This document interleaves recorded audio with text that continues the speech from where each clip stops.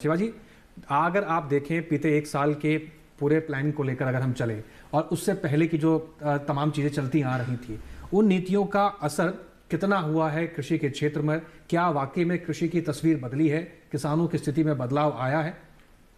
नहीं, बेशक आपने जो कहा वो बस सही है कि किसानों की जो माली हालत है, सबसे पहले हम देखें उससे बहुत फर्क आया है। जी।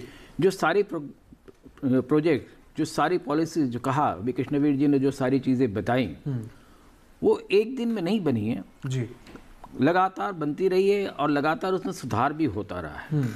और ये जो किसान सम्मान निधि है, इसका जो है सबसे बड़ा लाभ जो है किसानों को बहुत शायद पहले से ज़रूरत थी। क्योंकि देखिए सबसे बड़ी क्या चीज़ होती है, किसान के साथ वो पैदावार कर लेता है, सब कुछ कर लेता है, खर्चा भी करता है, पर उसके पास जो है जो कैश है वो नहीं होता है। तो कैश होने के बाद ये जो उसको मिलता है, उसको जो एक सुविधाएं, एक सुविधा मिली, उसकी वजह से कृषि की तरफ उसको ध्यान देना जो है, परिवार की तरफ ध्यान देना, ये सारी चीज़ें, ये पैसा जो है परिवार को मिला।